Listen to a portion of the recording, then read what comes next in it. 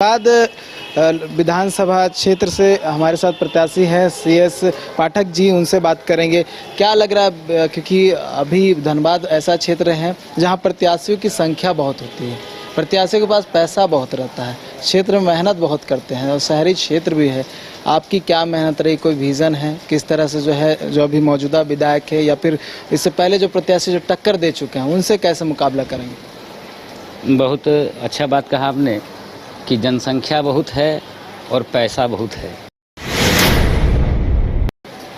मगर मुद्दा इस बार कुछ अलग है।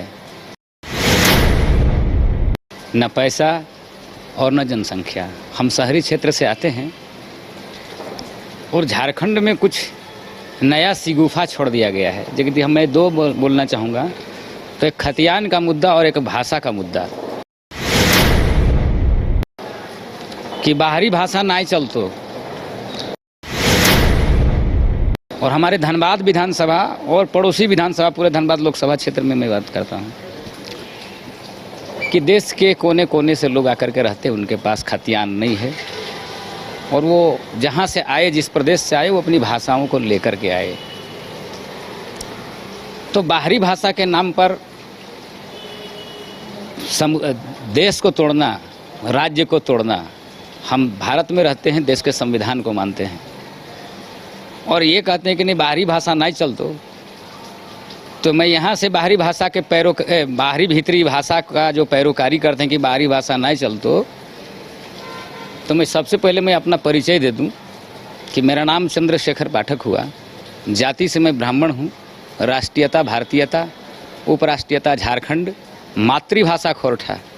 मातृभाषा खोरठा और 32 का जो कैडेस्ट्रल सर्वे है, 32 का खतियान जिसको बोलते हैं, मैं खतियानधारी हूँ। उससे पुराना भी खतियान हमारे पास है। मैं खतियानधारी भी हूँ और मातृभाषा हमारी खोरठा है। और राष्ट्र इसको विशेष स्ट्रेस देते हुए क्यों बता रहे हैं? इसलिए क्योंकि ये धनबाद का मुद्दा है। न खतियान है न अंदरी भाषा है। उन लोगों को बाहरी भाषा बोल करके मेरे विधानसभा क्षेत्र के लोगों को टारगेट किया जा रहा है, इसलिए वहाँ के लिए हॉट मुद्दा है। तो मैं इसलिए स्ट्रेस इसमें दे रहा हूँ कि मेरा मानना है और हमारे थर्ड फ्रंट जो तीसरा विकल्प बना है जनमत, यहाँ के लोगों का भी मानना है कि हिंदी हमारी राष्ट्रभाषा है, खोरठा हमारी मातृभाषा है और भारत के राष्ट्रीय सीमा के अंतर्गत बोली जाने वाली तमाम भाषाएं हमारी अपनी भाषाएं, वो भ्रातृभाषा, ब्रदरली लैंग्वेज। तो क्या मातृभाषा वाले माँ का सम्मान करें और भाई से लड़ाई करें? भाई को बोलें बाहरी और माँ को बोले भीतरी। खोरठा हमारी मातृभाषा है, मदरली लैंग्वेज, और बाकी देश के अंतर्गत बोली जाने वाली तमाम भाषाएं हमारी भ्रातृभाषाएं हैं। इसलिए भाषा के नाम पर लड़ाने वाले, जो हम बोलते हैं ना कि देश के विखंडन की राजनीति की ओर ले जा रहे हैं देश को, प्रदेश को। वहाँ पर बहुसंख्यक ऐसे लोग हैं जो जिन प्रदेशों से आते हैं वो भाषा बोलते हैं, पंजाब के पंजाबी, बिहार के बिहारी भाषा। तो बिहार के भाषा तो हमारी बाहरी नहीं हुए। और ऐसे लोग बोलते हैं, मैं नाम नहीं लूँगा ना संगठन का ना व्यक्ति का, ऐसे लोग बोलते हैं जो इंग्लिश में PhD कर रहे हैं। पूछिए कि इंग्लिश में आप PhD क्यों कर रहे हैं? जो बहुत आजकल क्रेज है उनका युवाओं में, पूछिए कि बाहरी भाषा नहीं चल तो इंग्लिश में क्यों PhD कर रहे हैं? आप इंग्लिश के ट्यूशन पढ़ाया करते थे पहले, पूछिए उनसे। इंग्लिश का ट्यूशन पढ़ाया करते थे। हम चाहेंगे कि वो जवाब दें। जयराम क्यों इशारा है? मैंने बोला ना कि नाम का नहीं, बहुत सारे लोग बोलते हैं। अब उसमें अगवा कौन है आप समझिए, उनसे पूछिए। जब भाषा का मुद्दा आएगा तो पूछिए कि बाहरी भाषा भोजपुरी है क्या, मगही है क्या? और खोरठा जिसको भीतरी भाषा का नाम दिया जाता है, मैं आपको बता दूं महोदय, तथ्यों के साथ मेरे पास दस्तावेज हैं। चूंकि मौका पर उपलब्ध नहीं, कभी भी आप बोलेंगे तो मैं समझ दूंगा, पूरे दस्तावेज के साथ बताऊंगा।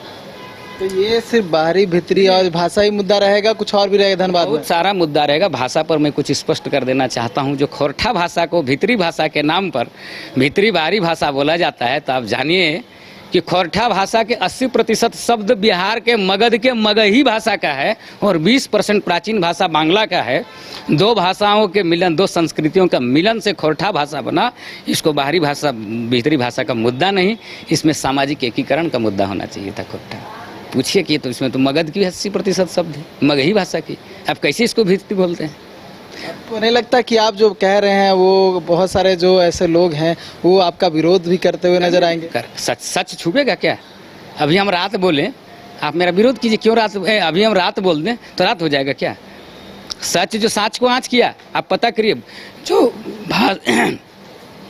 भाषा वैज्ञानिकों से पूछिए, भाषा वैज्ञानिक, भाषा व्याकरण से पूछिए कि खोरठा भाषा कैसे बना, खोरठा भाषा कैसे बना। अब हम आपको बताते हैं। धनबाद, बोकारो, वर्तमान में बंगाल में पड़ता है एक जगह काशीपुर। तो काशीपुर के महाराजा के क्षेत्र के, राज्य क्षेत्र के अंतर्गत धनबाद, बोकारो और आसपास का क्षेत्र आता था। आबादी कम थी, विरल आबादी थी, टैक्स नहीं था वहाँ पे, ठीक है। टैक्स जब आबादी नहीं तो टैक्स कहाँ से? उनकी मित्रता थी, टेकारी महाराज से बोले कि भाई हमको कुछ आबादी भेज दो। उस समय बाहरी भीतरी का कोई भाषा का मुद्दा नहीं था, 300-400 साल पहले। उस समय बहुत सारे बिहार के लोग आए और जो बोलते हैं हम झारखंडी हैं, जिस जाति का आप नाम लेने की वोट में के बल पर कई एक लोग नेता बन गए, बहुत सारी आबादी इधर आई और आज बोलते कि हम 50,000 साल से रहते। 300-400 साल का इतिहास है।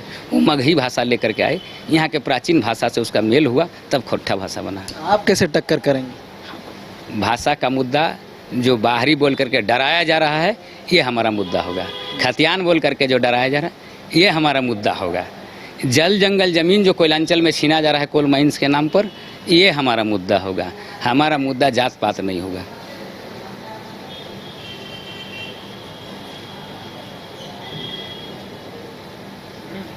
क्या अब जो वहाँ के लोग हैं, जो विधायक हैं, उनको कुछ मैसेज देना चाह रहे हैं आप?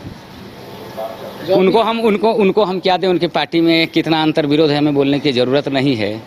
पिछले संसदीय चुनाव में देखा होगा कि सांसद जीते जरूर, लेकिन उनके विधायकों ने उनका मदद नहीं किया। उनके पार्टी के विधायकों ने उनका मदद नहीं किया। ये हम बोलने की ज़रूरत नहीं है। आपकी क्या योजना है? आखिरी सवाल भी। हाँ, हमारी योजना है कि धनबाद में न बाहरी चलेगा, न भीतरी चलेगा, न खतियान चलेगा। वहाँ पर सामाजिक एकीकरण की राजनीति चलेगी। न अगड़ा, न पिछड़ा, न हिंदू, न मुस्लिम, न बाहरी भाषा, न भीतरी भाषा, न खतियान। सामाजिक एकीकरण का मुद्दा हम उठाएंगे वहाँ पे, और ये सबसे ज्वलंत मुद्दा है जो समाज वहाँ का विखंडन की ओर जा रहा है। कोई भीतरी वोट का ठेकेदार, कोई बाहरी वोट का ठेकेदार। ये जो विखंडन हो रहा है, हम सामाजिक एकीकरण को मुद्दा बनाएंगे। सामाजिक एकीकरण को मुद्दा बनाएंगे, भीतरी बाहरी मुद्दा नहीं होगा इनका। बहुत सारे मुद्दे हैं जो कि ये चुनाव में जाएंगे और रखते हुए नजर आएंगे। अब देखा किस तरह से जनमत के जितने भी प्रत्याशी थे, इनसे हमने बात करने की कोशिश की और उनके विधानसभा क्षेत्र में क्या कुछ मुद्दे हैं, किन मुद्दों के साथ, किन विजन के साथ जो है वो क्षेत्र में जाएंगे, क्षेत्र की जनता को अपनी बातों को बताते हुए नजर आएंगे। हमने बात करने की कोशिश की, जानने की कोशिश की और उन्होंने भी मुखर होकर अपनी बातों को कहा है। अब देखने वाली बात होगी जब ये क्षेत्र में जाते हैं तो कैसा रिस्पॉन्स इन्हें देखने को मिलता है। न्यूज़ बाय स्कोप के लिए कैमरा पर्सन विकास के साथ नीरज कुमार, रांची।